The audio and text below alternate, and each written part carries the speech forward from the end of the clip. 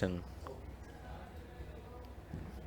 Hello everyone, चलिए पता तो आपको चली गया है कि एसएससी सीजीएल का नोटिफिकेशन आ चुका है और ये कोई नई बात नहीं है, अब तो बहुत पुरानी बात हो गई, नोटिफिकेशन आ गया। और इस नोटिफिकेशन के अंदर एक बदलाव भी कर दिया। बदलाव क्या किया गया है, हर एक सेक्शन पर टाइमर डाल दिया गया है। टाइमर डाला गया है 15 मिनट का, ये भी आपको पता है, इसमें भी कोई नई चीज़ नहीं है। तो फिर इस वीडियो का, या मैं अभी आपके पास में क्यों आया हूँ, ये वीडियो इसलिए है ताकि क्या हम 15 मिनट के अंदर 25 क्वेश्चन कर पाएंगे, किस तरीके से कर पाएंगे, सिर्फ उस बारे में बात मैं करने वाला हूँ आप लोगों से। अब बहुत सारे स्टूडेंट्स के मैसेज आ रहे हैं, बहुत सारे स्टूडेंट यहाँ पर भी पूछ रहे हैं कि सर कैसे होगा, क्या हमारा स्कोर कम तो नहीं हो जाएगा। विश्वास कीजिए मेरी बात का, रीजनिंग के लिए बोल रहा हूं, रीजनिंग में कोई फर्क नहीं पड़ने वाला है। जी हाँ, आप बिल्कुल सही सुन रहे हैं, 15 मिनट का टाइमर लगने के बाद भी रीजनिंग के सेक्शन में कोई फर्क नहीं पड़ेगा। अब आप ये बोलेंगे ऐसा कैसे हो सकता है कि 15 मिनट का टाइमर भी लग गया और फर्क भी नहीं पड़ेगा। ये केवल और केवल साइकोलॉजिकल इंपैक्ट होगा आप लोगों के ऊपर। अगर वो जो फर्क पड़ने वाला आप जो जोन है वो क्रिएट कर रहे हो, ये सिर्फ साइकोलॉजिकल है।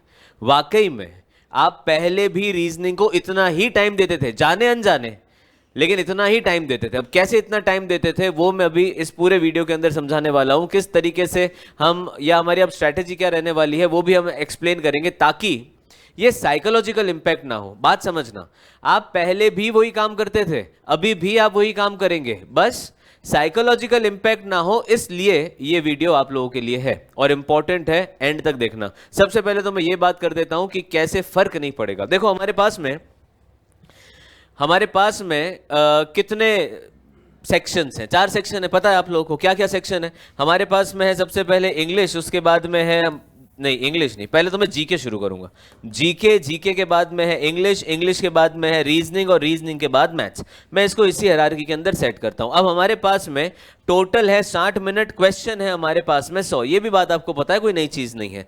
अब यहां आप देखें, पहले आप जो जीके है, जीके को मैं मान के चलता हूं 8 से 10 मिनट के आसपास का टाइम देते थे, मैं 8 मिनट पकड़ लेता हूं, क्योंकि यहां पर तो वो है कि जो आता है वो आता है, जो नहीं आता उसके अंदर आप कुछ कर नहीं सकते। उसके बाद मैं इंग्लिश का टाइम पकड़ता हूं, और इंग्लिश में भी मुझे उम्मीद है कि आप 8 से 10 मिनट का टाइम आप इंग्लिश को देते थे, क्योंकि वहां पर भी वही है, अगर आपको एंटोनिम आ गया, अगर आपको सिनोनिम आ गया, अगर आपको वोकैबुलरी पता है, तो ये आप करीब करीब उतना ही टाइम आप इंग्लिश को भी देते थे। उसके बाद में अब ये हो गया 16 मिनट हमारे पास में। यहां नीचे आ जाएं अगर आप, तो रीजनिंग को करीब करीब आप मान के चलो कि 15 से 20 मिनट का टाइम हम मान लेते हैं आपने रीजनिंग को दिया।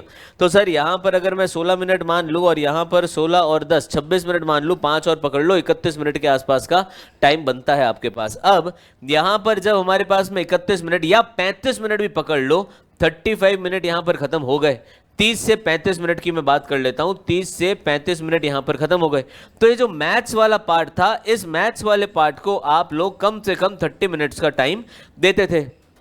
टिग्नोमेट्री, ज्योमेट्री, एलजेब्रा और जितनी सारी चीजें भी आपके कोर्स करिकुलम के अंदर पार्ट है, या कोई चीज ज्यादा टाइम लेती है, कम टाइम लेती है, आम तौर पर स्टूडेंट बिल्कुल इसी पैटर्न को फॉलो करता था। अब यहां देखो प्रॉब्लम कहां हुई है, यहां जहां हम 8 मिनट देते थे वहां 15 मिनट मिल जाएंगे, यहां जहां 8-10 मिनट देते थे वहां 15 मिनट मिल जाएंगे, यहां जहां पर हम 30 मिनट देते थे वहां 15 मिनट हो जाएंगे। तो यहां पर और यहां पर तो फर्क पड़ा, लेकिन रीजनिंग जो है पहले भी आप इतना ही टाइम देते थे, और अब जो है एग्जामिनर ने बोल दिया कि आपको इतना ही टाइम देना है, बस सिर्फ इतना ही फर्क पड़ा है और कोई फर्क नहीं पड़ा है। तो जितना भी इंपैक्ट है वो केवल साइकोलॉजिकल है। रीजनिंग की अगर मैं बात करूं तो आपको कोई फर्क नहीं पड़ेगा। हां, ये हो सकता है कि एक अनसेड प्रेशर आप अपने ऊपर क्रिएट कर ले, तो आप बोल सकते हैं कि सर पहले तो 25 के पहले मैं 25 के 25 क्वेश्चन कर लेता था, 23 क्वेश्चन कर लेता था, अब 18, 19, 20 क्वेश्चन हो पा रहे हैं। बहुत सारे विद्यार्थी भी हैं ऑफलाइन क्लास में, ऑनलाइन क्लास में भी उनका ये एक क्वेरी रेज हुई है कि सर अब जो है वो 18-19 क्वेश्चन ही हो पाता है। वो 18-19 क्वेश्चन अगर हो पा रहे हैं तो केवल एक ऐसा अननोन प्रेशर है जो आपने खुद के ऊपर ले लिया है। कोई फर्क नहीं पड़ रहा है टाइमिंग से रिलेटेड, पहले भी उतना था, अभी भी अब बोलकर उतना है। चलिए, तो सर यहां पर देखें पास्ट के अंदर you use to steal time from general. देखो जीके के अंदर अभी मैंने एक्सप्लेन किया, आप जीके से टाइम निकालते थे, आप इंग्लिश से टाइम निकालते थे, रीजनिंग को आप उतना ही टाइम देते थे पहले भी, और बचा हुआ जितना टाइम था आप सारा किस सब्जेक्ट में डालते थे, मैथ्स के अंदर डाल देते थे। जितना भी सारा सब्जेक्ट है आप मैथ्स, जितना भी टाइम बचता है आप मैथ्स में डाल देते हैं। अब क्या हो रहा है, अब यहां पर आपके पास में लॉक हो गया है। तो ये जो लॉकिंग हुई है ये एक साइकोलॉजिकल प्रेशर क्रिएट हुआ है, उसके अलावा कुछ भी नहीं हुआ। चलिए अब 2025, 2026 या 2026 और उससे पहले की अगर मैं बात करूं, टोटल टाइमर जो है हमारे पास में था 60 मिनट का था। अब 60 मिनट आप मर्जी पड़े जैसे यूज कर सकते थे। अब जो है वो स्ट्रिक्टली 15 मिनट का ऑप्शन दे दिया है। उसके बाद में नेविगेशन, डेफिनेटली नेविगेशन आप कर सकते थे। आप एक सेक्शन से दूसरे सेक्शन पे जंप कर सकते थे, कोई पहले कर लिया, कोई थोड़ा ज़्यादा टाइम लग गया तो उसको फर्क नहीं पड़ता था। अब 15 मिनट फिक्स कर दिए, विंडो लॉक रहेगी। अगर आपने जीके 5 मिनट में भी कर लिया है तो भी विंडो लॉक ही रहेगा, आपको 15 मिनट तक जीके ही देखना पड़ेगा। अब देखो इसमें एक बात का ध्यान रखना, हालांकि ये जो वीडियो है आज का ये रीजनिंग से रिलेटेड है, लेकिन इस चीज का आप लोग ध्यान रखना कि अगर ज्यादा टाइम के लिए कोई विंडो हो, जैसे 15 मिनट आपने जीके कर लिया 10 मिनट के अंदर या 5 मिनट के अंदर या 8 मिनट के अंदर, और 15 मिनट तक तो विंडो चेंज होने वाला नहीं है, तो ऐसा ना हो कि आप अननेसेसरी क्वेश्चंस करने लग जाएं। करना तब भी वही जो आपको आता है, जो नहीं आता उस पर एक्स्ट्रा दिमाग मत लगाना। ये होगा तो इससे बच के रहना आप लोग, ठीक। और उसके बाद में स्ट्रैटेजी। अब स्ट्रैटेजी तो देखो यहां पर है कि आप अपने हिसाब से काम करते थे, अब यहां पर आपको वो मजबूर कर देगा कि आपको टाइम अकॉर्डिंगली मैनेज करना पड़ेगा। और ये गेम भी कहां पर होने वाला है, ये गेम भी सबसे ज्यादा इंपैक्टफुल मैथ्स में होने वाला है। बाकी सब जगह तो आप वैसे भी उतना ही देते थे, उसमें कोई प्रॉब्लम है नहीं। नेक्स्ट, अब यहां पर है 15 मिनट के अंदर हमें कितना क्वेश्चन करना है, 15 मिनट में 25 क्वेश्चन करना है। अगर सिंपल मैथ्स में निकाल लूं तो एक क्वेश्चन को करने के लिए 36 सेकंड मिलेंगे मुझे। तो अब यहां पर आप बात समझें कि हम हमारे इस 15 मिनट को 3 हिस्सों में डिवाइड कर देते हैं, 5 मिनट पहले के, 5 मिनट बीच के और 5 मिनट लास्ट के। अब इन 5-5 मिनट का यूटिलाइजेशन कैसे करना है वो हम समझने की कोशिश करेंगे। ऑन एन एवरेज आप ये मान के चले कि आपको एक क्वेश्चन करने के लिए कितना टाइम मिल रहा है, 36 सेकंड मिल रहा है। अब जैसे फिगर बेस्ड क्वेश्चन आ गए या मिरर इमेज, वाटर इमेज का क्वेश्चन आ गया तो उसमें हम 36 सेकंड नहीं यूज करेंगे, वो क्वेश्चन 5 सेकंड, 6 सेकंड, 10 सेकंड के अंदर खत्म हो जाएगा। कुछ क्वेश्चन ऐसे होंगे जो 36 सेकंड में नहीं होंगे, शायद जिनको करने में 1 मिनट भी लग जाए। तो इन सारे क्वेश्चंस के बारे में भी हम बातचीत करने वाले हैं, ठीक। Can every reasoning question be solved in 36 second? नहीं, ये देखो यहां पर क्या बोल रहा है, can every reasoning question be solved in 36 second? No, ऐसा नहीं होगा। कुछ क्वेश्चन ऐसे होंगे जो ज्यादा टाइम लेंगे, कुछ क्वेश्चन ऐसे होंगे जो कम टाइम में हो जाएंगे। चलो अब 15 मिनट को हमने कितने टुकड़ों में बांटा, अभी 15 मिनट को हमने 5, 5 और 5 मिनट के अंदर डिवाइड कर दिया, ये हो गए हमारे 15 मिनट। अब जो भी विद्यार्थी ऐसा सोच रहे हैं कि हमारे कम क्वेश्चन अटेंड हो रहे हैं, या कोई भी विद्यार्थी अगर ऐसा सोच रहा है कि कैसे हम स्कोर और बढ़ा लें, 15 मिनट में क्या कर लें, तो पहले तो मैं बहुत बार बोल चुका हूं इसी वीडियो के अंदर, फिर से मैं कह रहा हूं, ये साइकोलॉजिकल इंपैक्ट है, इसको खुद के ऊपर हावी ना होने दे। कम से कम रीजनिंग में कोई फर्क नहीं पड़ने वाला है। यहां पर देखो जो पहले के 5 मिनट हैं, उन पहले के 5 मिनट के अंदर आपका टारगेट रहेगा वो सारे क्वेश्चन जो कि विद इन सेकेंड्स हो जाएंगे, बिना पेन यूज किए विद इन सेकेंड्स हो जाएंगे। बिना पेन यूज किए विद इन सेकेंड्स होने वाले कौन से क्वेश्चन है, जैसे मान लो आपके पास में, मैंने जैसा बोला, मिरर इमेज का क्वेश्चन है, वाटर इमेज का क्वेश्चन है, जैसे डिक्शनरी टेक्स्ट का क्वेश्चन है, वेन डायग्राम के क्वेश्चन है, ये सारे क्वेश्चन वैसे हैं जो बिना पेन यूज किए हो जाएंगे, पेन यूज करने की जरूरत नहीं पड़ेगी और कुछ सेकंड के अंदर ये क्वेश्चन आपसे सॉल्व हो जाएंगे। तो पहला सेक्शन तो ऐसे क्वेश्चन का जो ओरली हो जाएंगे, तो पहले वो करेंगे। उसके बाद में जो बीच वाला फेज है, वो बीच वाले क्वेश्चन वैसे क्वेश्चन है जो आपको थोड़े से सॉल्व करने पड़ेंगे और बस जल्दी से हो जाएंगे। थोड़े से सॉल्व करने वाले, जैसे सिलोजिज्म पकड़ लो, तो ब्लड रिलेशन पकड़ लो, ऐसे क्वेश्चन है जिनमें थोड़ी सी पेपर पेन यूज करना पड़ेगा और वो क्वेश्चन सॉल्व हो जाएंगे। जो लास्ट के जो 5 मिनट है, वो लास्ट के 5 मिनट होंगे हमारी लैंग्वेज प्रॉब्लम के।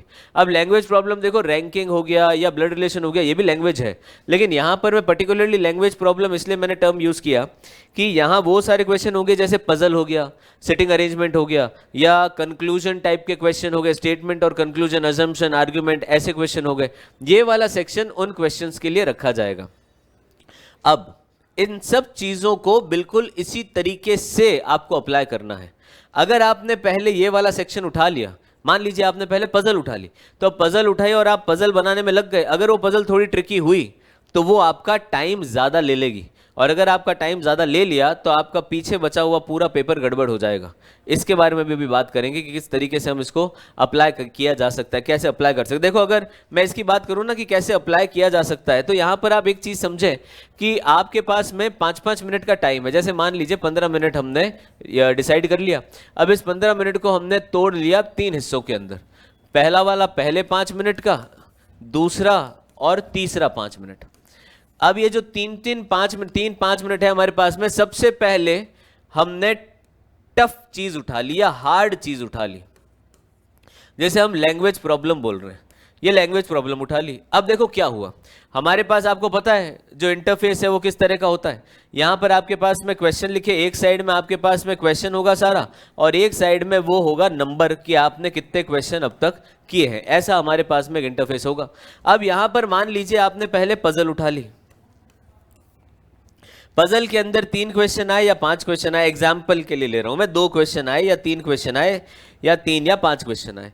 अब अगर ये पजल बन गई आपसे और पजल बनने में 2 मिनट लग गए या मान लो 3 मिनट लग गए, तो आप इस स्कोर बोर्ड को जब देखेंगे ना, तो आपको ये रियलाइज होगा कि 3 मिनट 2 मिनट देने के बाद भी केवल 3 ही क्वेश्चन बने हैं, और अब मेरे पास में केवल 12 मिनट हैं, और 12 मिनट में अभी करने के लिए पूरा ऑलमोस्ट पेपर पड़ा है। तो ये फिर एक साइकोलॉजिकल हैमरिंग होगी आपके ऊपर।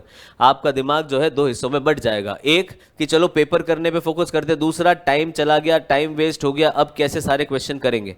और इस सारे कंफ्यूजन के अंदर, इस सारी तनातनी के अंदर हम डेफिनेटली क्वेश्चंस जो है वो अटेम्प्ट नहीं कर पाएंगे जितनी हमारी कैपेबिलिटी है, जितने हम एक्चुअली अटेम्प्ट कर सकते हैं।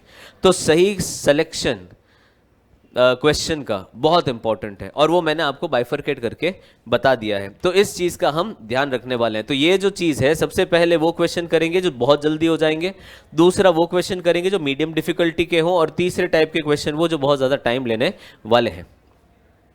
अब देखो फेज 1 की बात करता हूं। ये है हमारे फर्स्ट 5 मिनट।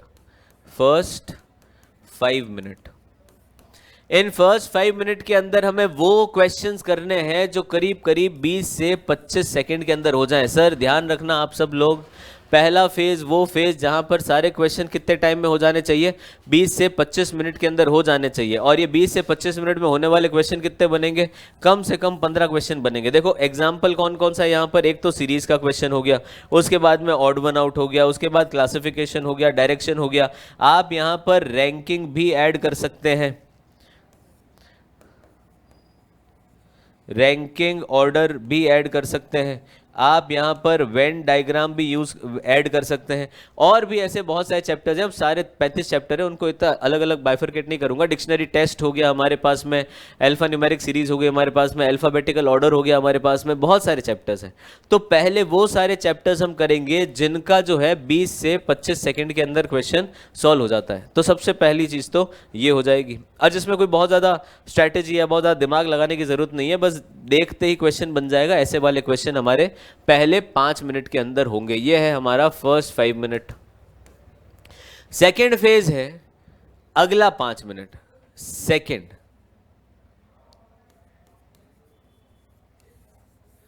जो सेकेंड 5 मिनट है उसके अंदर हम वो सारे क्वेश्चन उठाएंगे जो 30 से 40 सेकेंड का टाइम ले रहे हैं।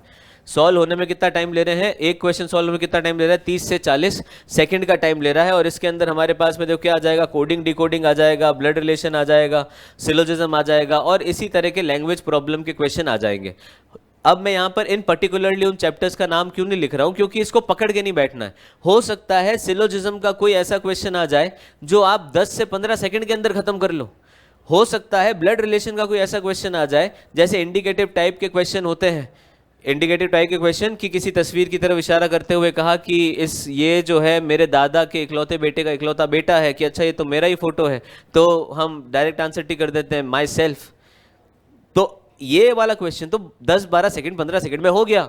तो इसीलिए मैं पर्टिकुलर चैप्टर्स यहां पर मेंशन नहीं कर रहा हूं, लेकिन एक फंडामेंटल चैप्टर है कि ये वाला चैप्टर इतना टाइम ले सकता है, इसीलिए यहां पर इसको मेंशन किया गया है। तो यहां पर वो सारे चैप्टर्स आएंगे, वो सारे क्वेश्चन आएंगे जो 30 से 40 सेकंड के अंदर सॉल्व हो जाएंगे। और यहां पर हमने जो टारगेट है वो बहुत स्पेसिफिक टारगेट नहीं रखा है, लेकिन हम ये करीब करीब मान के चलते हैं कि हमारे पास में अगर 25 क्वेश्चन है तो 25 क्वेश्चन में से आप मान के चलें कि 10 से 12 क्वेश्चन ऐसे हो जाएंगे जो कि पहले वाले फेज में बनते हैं। 10 से 12 क्वेश्चन ऐसे होंगे जो पहले वाले फेज में बनते हैं। दूसरे वाले फेज में अगेन मैं ये मान के चलता हूं कि 10 से 12 क्वेश्चन बनते हैं, और फिर जो लास्ट वाला फेज है वहां पे 5 क्वेश्चन के आसपास बनते हैं। तो ये हमारा टोटल 25 क्वेश्चन का बाइफर्केशन बनता है। अगला है जो लास्ट 5 मिनट थर्ड। जो थर्ड 5 मिनट है वो वहां पर ऐसे क्वेश्चन जहां पर हमें करीब करीब 50 से 60 सेकंड देने पड़ेंगे। 50 से 60 सेकंड देने वाले कौन से जनरल क्वेश्चन हो गए हमारे पास में? पजल हो गया। मैट्रिक्स के अंदर मेरा मतलब है यहां पर नंबर मिसिंग नंबर वाले जो मैट्रिक्स होती है, मिसिंग नंबर वाली जो मैट्रिक्स होती है वो शायद आपको यहां पर घुमा सकती है। इसके अंदर नंबर एनालॉजी वाला भी ये पार्ट बन सकता है। और सेटिंग अरेंजमेंट डेफिनेटली है। कॉम्प्लेक्स रीजनिंग का मतलब है स्टेटमेंट एंड कंक्लूजन वाली जो रीजनिंग है उस रीजनिंग की यहां पर बात की जा रही है। तो ये वाले जो क्वेश्चन है वो हो सकता है आपके 50 से 60 सेकंड लें, लेकिन ऐसे क्वेश्चन की नंबरिंग जो है, जो क्वांटिटी है वो बहुत कम है, 5 नंबर के आसपास वो आएगा।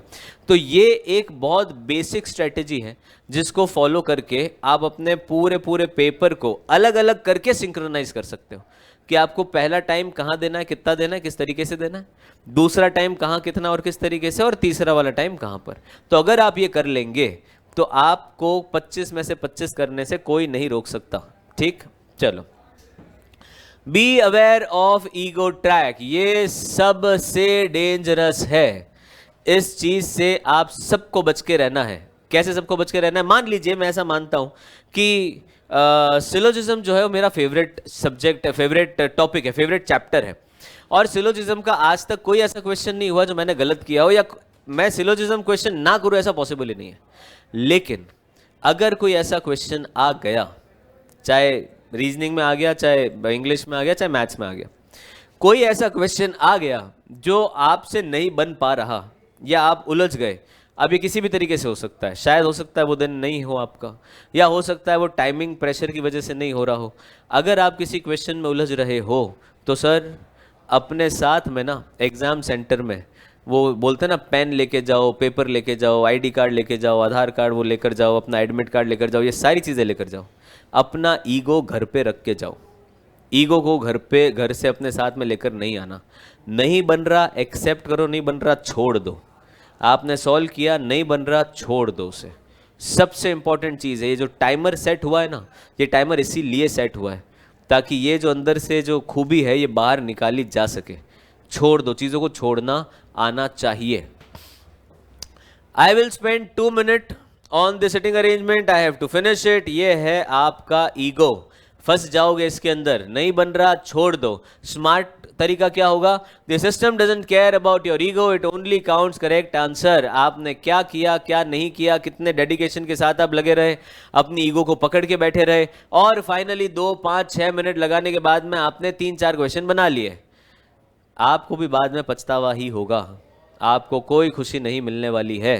ठीक है, इस बात का ध्यान रखेंगे। तो स्मार्ट तरीका क्या है? स्मार्ट तरीका है उस सवाल को स्किप कर दो, उस समय के लिए तो कम से कम स्किप कर दो। ये क्वेश्चन बहुत सारे स्टूडेंट ने पूछा था कि क्या स्किप करने से फायदा है, क्या हमें स्किप करना चाहिए? ये उसका आंसर है। आपको स्किप डेफिनेटली करना ही पड़ेगा, करना ही आपको चाहिए। चलिए, अच्छा, इसके अंदर ना एक ये ऑप्शन है हमारे पास में, मार्क फॉर रिव्यू का। हालांकि जब आप एग्जाम देंगे तो आपको ये समझ में आ जाएगा कि ये जो मार्क फॉर रिव्यू का जो सिस्टम है ना, ये बहुत ज़्यादा फायदेमंद है नहीं। सीरियसली बोल रहा हूँ, सिस्टम है। हमारे पास एक सिस्टम होगा कि कोई क्वेश्चन आपको नहीं आ रहा, उसे मार्क फॉर रिव्यू करके आपने छोड़ दिया और फिर आप आगे चले गए। लेकिन क्योंकि हमारी स्ट्रैटेजी इतनी टाइट है तो एक बार छोड़े हुए क्वेश्चन पर वापस जाना थोड़ा सा मुश्किल होगा।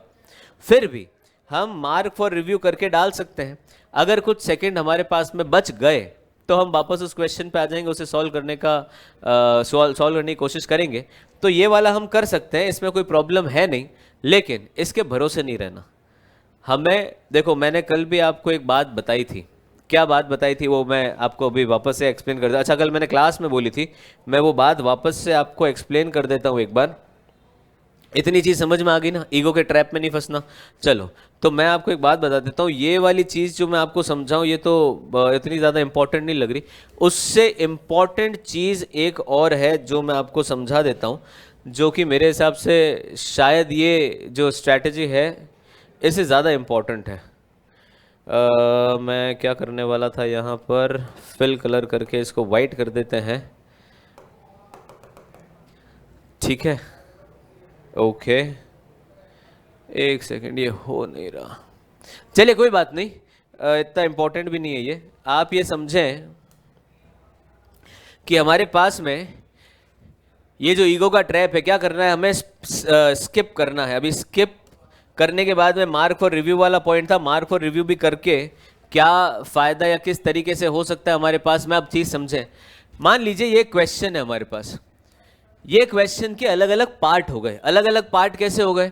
पहली चीज तो हो गई कि देखते ही क्वेश्चन बन गया, हमें समझ में आ गया। और दूसरी चीज ये हो गई कि देखते ही क्वेश्चन नहीं बना, हमें समझ में ही नहीं आ रहा, तो हमें इस क्वेश्चन को छोड़ना पड़ेगा, तो हमने इस क्वेश्चन को छोड़ दिया। दो ही चीजें हो गई। अब तीसरी चीज है ये कि हमें लग रहा है कि हमें ये आता है, लेकिन हम इसमें कंफ्यूज भी हैं। ये वाली जो जगह है ये हमारा सारा टाइम खा जाएगी। तो ये है यहां पर जहां होता है हमारा ईगो ट्रैप। इससे बचने के लिए मार्क फॉर रिव्यू का ऑप्शन बनता है। उसके बाद में चौथी चीज आती है, ऐसा क्वेश्चन जो हमें आता ही नहीं है। बहुत सिंपल सी चीज है। अब ये वाला जो क्वेश्चन है ना, ये वाला क्वेश्चन हम दो तरीके से कर सकते हैं। एक तो मार्क फॉर रिव्यू करके एक बार के लिए तो छोड़ दो। दूसरा ऑप्शन, ये ध्यान रखें आप कि जब कोई ऐसा क्वेश्चन हमारे पास में आता है, जैसे ये वाली कैटेगरी का, ये वाला क्वेश्चन हमें आता है, हमने कर लिया, खत्म हो गया। ये वाला क्वेश्चन नहीं आता, हमें पता है, हमने छोड़ दिया। ये वाला क्वेश्चन जो हमें लगता है कि हमें आ रहा है लेकिन हम इसमें फंस रहे हैं, तो ऐसे वाले क्वेश्चन पे सीधा सीधा आप डाल दो मार्क फॉर रिव्यू। अब अगर आप ऐसा नहीं भी करना चाहते तो एक बार इस क्वेश्चन के ऑप्शन चेक कर लो। बहुत सारे क्वेश्चन जो हैं हमारे पास, एसएससी की पर्टिकुलर बात कर रहा हूं, बहुत सारे ऐसे क्वेश्चन होंगे जो अगर आपको फंसाने की कोशिश करते हैं तो वो ऑप्शन से सॉल्व किए जा सकते हैं। तो एक बार उन क्वेश्चन को पूरा पढ़ने की जगह एक बार ऑप्शन चेक कर लो। अगर यहां से भी नहीं हो रहा, बहुत ज़्यादा समय नहीं देना है हमें, ये ईगो ट्रैप में नहीं फंसना है।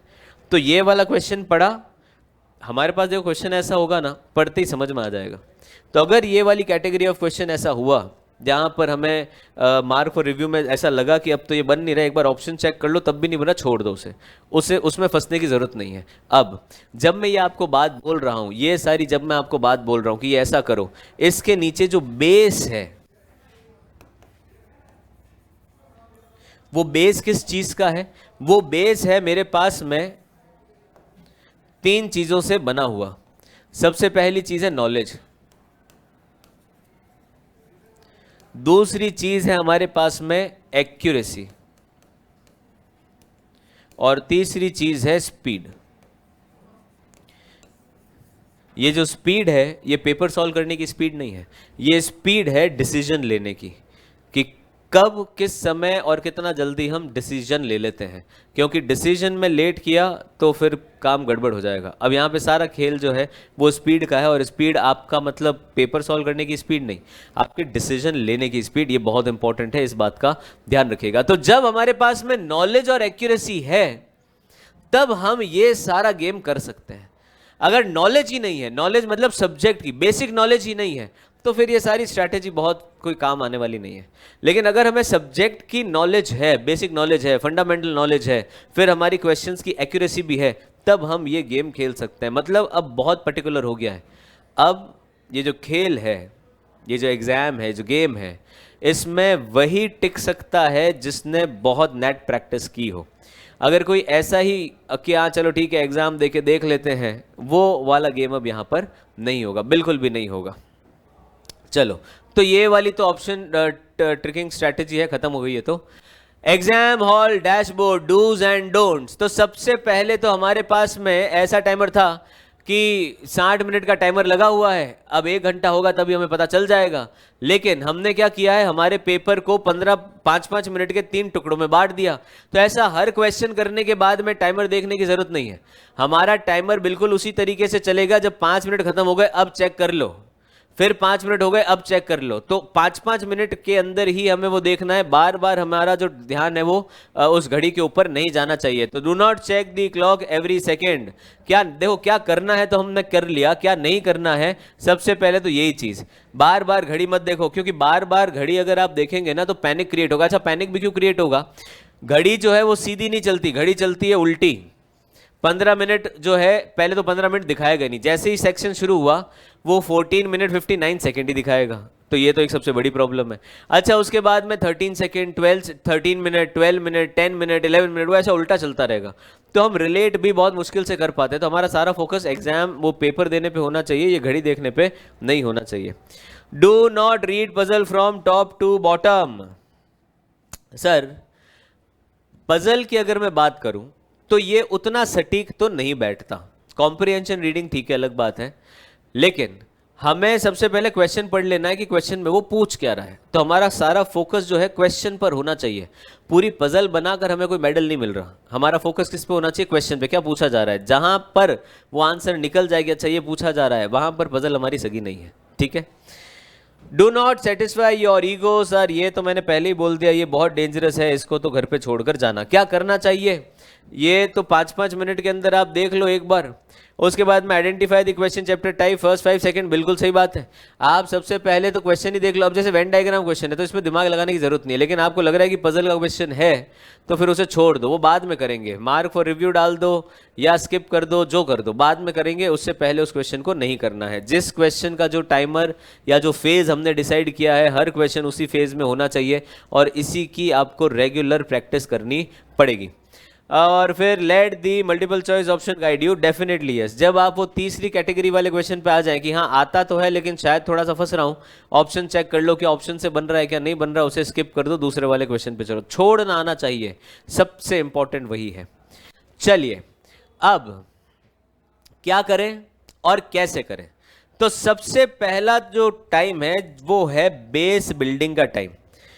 आप एक 30 मिनट का टाइमर डालो और 30 मिनट के टाइमर के अंदर आपको क्या करना है? पूरी एक्यूरेसी के साथ में ये 25 क्वेश्चन करने हैं। गेम तो 25 क्वेश्चन का ही है। तो 30 मिनट का टाइम डालो, 30 मिनट के टाइम के अंदर पूरे 25 क्वेश्चन करो। मतलब जो क्वेश्चन पेपर में आया है, मॉक लगा रहे हैं हम, जो क्वेश्चन पेपर में आया है वो सारे क्वेश्चन बनने चाहिए। सबसे इंपॉर्टेंट ये है, देखो, नॉलेज के बाद में एक्यूरेसी। जब ये दोनों का सिंक्रोनाइजेशन एकदम परफेक्ट हो जाए तब हम चलते हैं हमारी स्पीड पर। तो पहला वीक तो हमें क्या करना है? Focus purely on accuracy and breaking the ego trap without severe time pressure. Time pressure नहीं है। 30 मिनट का टाइमर डाला, 25 क्वेश्चन किए, सारे क्वेश्चन एक्यूरेसी के साथ होने चाहिए, कुछ भी गलत नहीं होना चाहिए। ये हमारा पहला वीक। पहला वीक मतलब जब हम तैयारी अब शुरू कर रहे हैं तो हमारा पहला फेज जो वो होना चाहिए। वीक के अंदर डिवाइड कर दिया ताकि थोड़ा सा आसान हो जाए हमारे लिए। सेकेंड, दूसरे जो वीक है, दूसरे वीक के अंदर नॉलेज वही है, एक्यूरेसी भी वही होनी चाहिए, लेकिन अब इसमें क्या फैक्टर हम ऐड कर देंगे? हमारे 15 मिनट वाला फैक्टर ऐड कर देंगे। ये 15 मिनट वाला फैक्टर हम ऐड कर देंगे इसमें। तो 15 minute experience the pressure, force and skip review muscle. देखो, 15 मिनट का फैक्टर ऐड करते क्या हो जाएगा? अब हम सारे क्वेश्चन नहीं करेंगे, हम मार्क फॉर रिव्यू यूज करेंगे। हमको ये सेलेक्ट करना पड़ेगा कि कौन सा क्वेश्चन पहले करना है, कौन सा क्वेश्चन बाद में करना है। तो दूसरी वीक के अंदर हमारी ये एक्सरसाइज चालू हो जाएगी। जब हम तीसरे वीक में आएंगे, full mock test, integrated reasoning speed with other logged section. ये है हमारा फुल मॉक। अभी तक वीक 1 और वीक 2 में हमने क्या किया? केवल रीजनिंग किया। पहले वीक के अंदर 30 मिनट के साथ किया, दूसरे में 15 मिनट के साथ किया। अभी जो तीसरा वीक है, तीसरे वीक में फुल मॉक लगाना है ताकि वो जो स्विचिंग है वो भी दिमाग उसके लिए भी प्रिपेयर हो जाए। स्विचिंग का मतलब जैसे ऐसा तो नहीं होगा ना कि आप अपनी मर्जी से कोई भी सेक्शन खोल सकते हो। सेक्शन ऑटोमेटिकली अपने आप खुलेगा, चाहे जीके पहले खुले, चाहे रीजनिंग पहले खुले, चाहे मैथ्स पहले खुले। आपको बहुत स्ट्रैटेजिकली अपने दिमाग को स्ट्रॉन्ग करना पड़ेगा। आप ये नहीं सोच सकते कि अच्छा ठीक है पहले तो रीजनिंग ही खुलने वाला है, या पहले तो इंग्लिश ही खुलने वाला है, या पहले मैथ्स ही खुलने वाला है, कि हाँ हम ऐसे प्रैक्टिस कर लेते हैं कि पहले मैथ्स खुले या पहले जीके खुले और फिर उसके हिसाब से हम सारा काम कर लें।